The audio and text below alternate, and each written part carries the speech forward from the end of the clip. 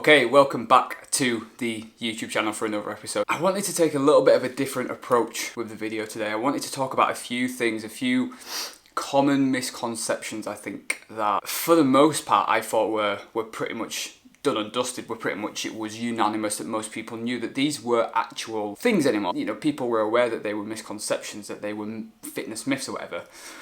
But based off of some recent conversations and one thing and another, it's become pretty obvious that maybe that's not the case. So we're going to be talking about 3 fitness myths that just need to die. Okay, so number 1, we are going to be talking about these lifting straps. Now, I have used lifting straps for a long time. I use lifting straps. I use these specific lifting straps in my training pretty much every week, every session when it's needed. We tend to use them for pull-based movements, so for back muscle movements, or for like a hip hinge movement, so it might be like a deadlift or an RDL or something like that that requires a good degree of grip to be able to perform the movement, right? Okay, so for a long time, certainly when I was younger and when I started training, when I was about 17, 18, I would take pride in the fact that it would be a raw lift and that I wasn't using straps, I wasn't cheating. And I had this belief for quite a long time, and everyone around me had that belief, and everyone else took pride in the fact that they didn't need straps. Over time, that's something that I've stopped doing, right? So I don't view that anymore. I don't view lifting something raw as better. I use these quite a lot. However, pretty recently I put a deadlift video out and it got a comment on it from someone who I do know, but it was something along the lines of, it doesn't count because he's using straps, or he's using straps with only X amount of weight. I can't remember what it was now. Something along those lines, the fact that using straps was either cheating or made the lift less impressive. Now, my first question to this would be, if using lifting straps is cheating in your training, who are you cheating? Because most of us, we're not competitive elite powerlifters, we're not competitive elite strongmen, so using lifting straps in our training isn't breaking any rules. So you're not cheating in anything. What I say to people now when they ask about lifting straps and when I recommend them to clients and they ask about how often they should use them, this is the logic that I sort of use to explain why I use them so frequently in my training. If you're performing a movement like a pull down, like a row, like a deadlift that requires you to have a good degree of grip strength and requires you to grip something for the duration of that set, take a look at the size of your forearms, right? So take a look at the size of the forearm, the size of the hand, all the muscles within these that are going to help hold onto that bar, hold onto that handle, whatever it is, right? And then compare them to the size of your lats, to the size of your back, to the size of your glutes, of your hamstrings. Doesn't take a scientist to notice that the size of your forearms, the muscles in your forearms and your hands, are much, much smaller than the size of the muscles in your back and your glutes and hamstrings. And yes, your forearms are performing an isometric movement, so they're not actually having to move anything, they're just contracting in the same fixed position, whereas your back and your glutes and hamstrings are having to move something. But I'm willing to bet that the strength capabilities of those bigger muscle groups is going to be much, much greater.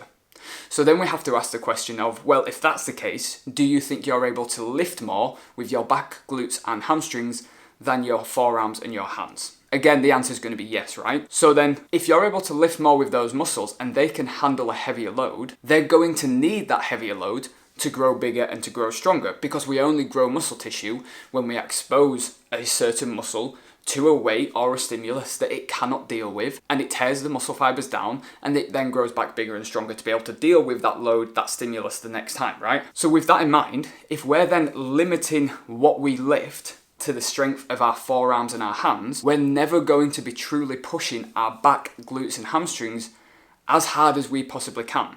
So we're limiting the progressions and we're limiting the development of our back muscles, of our lat muscles, of our glute muscles, hamstring muscles, to the strength capabilities of our forearms and our hands, which doesn't really make much sense. You're not going to make much progress, or you're certainly not going to make progress as quickly as if you actually just swallow the ego, get a pair of these and use them on those lifts.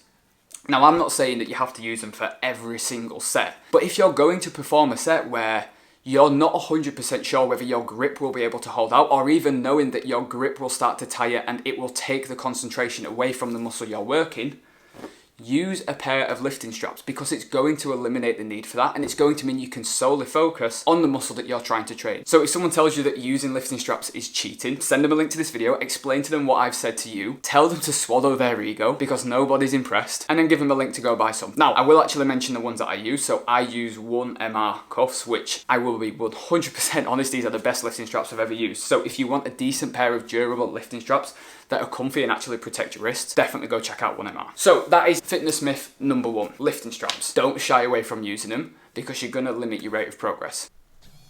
So fitness myth number 2, we're going to be talking about the old don't let your knees pass your toes when you're squatting. There is that common belief that you shouldn't let your knees pass your toes because it's dangerous for your knees. We can say pretty comfortably that this is just not true, right? It is completely individual to the person. It is completely individual to their own biomechanical makeup. So how long their shin bone is, their tibia, how long their femur is, so their thigh bone. It's then going to depend on whether they've got any injuries, any pre-existing knee conditions. If somebody has a tendon issue around the knee, a ligament issue around the knee, then yes, going into a high degree of knee flexion, so a very, very deep knee bend, is probably not going to be the best idea for someone. It's probably going to be dangerous for the knee. However, if someone is not mechanically suited to squat and they have a longer thigh bone relative to their tibia, to their shin bone, the chances are when they squat, their knees are going to come forward and their bum's going to go backwards quite a lot. Now, as long as they get no pain and as long as it feels okay, there is no actual reason why they shouldn't allow their knee to go past their toe. And a lot of the time, the thing that stops this happening isn't your knee's ability to be stable through that range of movement. It's actually ankle mobility, right? So is your ankle mobile enough? Is your calf flexible enough to allow you to actually bend your knee that far forward?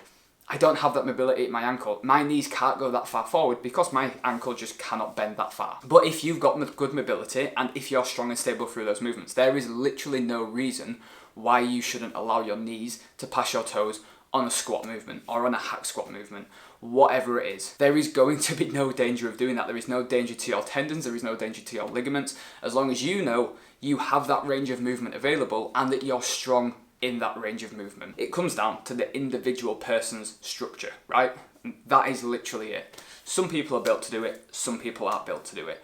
Have a play around, and if it's not something you're capable of doing, don't force it. Just because someone else can't do it, don't let them tell you that you can't do it if you're more suited for that movement. It's along the same lines as people saying that everybody should squat arse to grass. Again, that just is not going to happen. So hopefully that clears that up as well. Essentially, if it feels okay and you have that range of movement available, do it. It's not going to cause any problems. And finally, fitness myth number 3. Now this one I actually think is on the way out, which is nice to see. And this is something I have spoken about in a few different videos before, but this is the belief that you can tone muscle. So I get this quite a lot when I might be speaking to new clients or just people in the gym, general conversations, who talk about wanting to build muscle for tone, but not build muscle for bulk. Or they notice that when they train a certain way, they build bulky muscle and they don't build toned muscle like they want. Unfortunately, that is not the case. There is no such thing as a toned muscle or a bulky muscle. You can quite literally only build muscle or lose muscle. That is it. Whether or not that looks bulky or looks toned is 100% down to your body fat levels. Higher body fat levels, you won't be able to see the muscle quite as defined. Lower body fat levels, the muscle will look much more detailed, it will have much more shape to it, and it'll look more toned. And that is literally it. So if you want to tone a muscle, you're going to train the exact same way as if you wanted to build bulky muscle. You're going to focus on strength, okay? You're training for strength, you're training for hypertrophy. Regardless of the outcome, if you want to see muscle tone, you need to have that muscle there in the first place. So your training should reflect building muscle tissue. And I think this is where people can shy away from the low rep work, the heavier weight work, because they only want to tone muscle, so they're going to increase their reps and drop their weight. It's not doing anything. is literally not doing anything at all. All you're probably doing by that is improving your muscular endurance. So they're probably going to get a little bit fitter. But ultimately, you're probably going to be putting less effort into the workouts,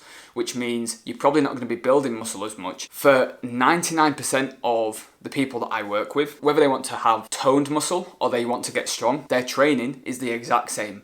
They focus on basic movements, on getting strong through those basic movements and progressing those lifts as often as they possibly can. It is literally as simple as that. If you focus on getting stronger, if you focus on progressing your lifts, if you then make sure you're eating enough and you're recovering properly, you will build muscle tissue. Once you've built that muscle tissue and you have that foundation in place, then you can decide, do you want to be able to see that muscle tissue a little bit more, or do you want to continue to try and build more and more? And then that's when you decide what you do with your nutrition. The one thing that will dictate your muscle tone is not your training, it's your nutrition. It literally comes down to whether you're lean enough to see it or you're not. And that is it. So when someone tries telling you that they're training for muscle tone or you need to be lifting X amount for 15 to 20 reps for muscle tone, they're either doing one of two things, right? They're either trying to sell you a program that's for muscle tone, or they just don't know what they're talking about. They're probably just regurgitating information that they've been told by someone else, right? So that is the myth of muscle tone. There is no such thing as muscle tone.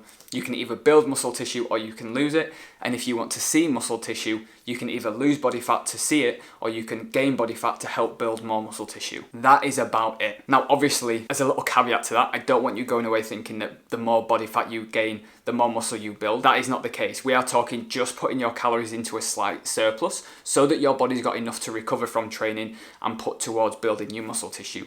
You don't actually want to focus on gaining body fat to build muscle tissue. It's probably just going to be a little bit of a byproduct of being in that calorie surplus, a very slight calorie surplus. And depending on how new you are to the gym, you're probably going to be able to build a lot of new muscle tissue without actually needing to be in a surplus anyway. But if you're already someone who's got a good degree of muscle and you want it to take it even further and further, then it's more than likely you need to be in a small surplus and you're going to gain a little bit of body fat alongside that. But first you've got to build it, and then you can try and focus on changing your nutrition, dropping into a calorie deficit, dropping your body fat to try and see it. Right, okay, so that is 3 fitness myths. Hopefully you don't have to listen to ever again, and if someone else tries telling you them, well, you can refer them to this video, that would be great. Or you could just tell them what you've been told here and explain to them why lifting straps are actually a good idea if you want to get the most out of your training. Why bending your knees past your toes in a squat is actually okay for you if you're capable of doing that movement. Or why, if you want to be toned, you actually just have to have the muscle tissue in the first place by lifting heavy and focus on building it, and then you drop your body fat enough to actually be able to see that muscle and have that toned effect. 3 fitness myths ticked off. Guys, as ever, if you enjoyed this video, if you found it useful, please subscribe to the page, like the video, drop a comment below, and I will see you next Sunday for the next video.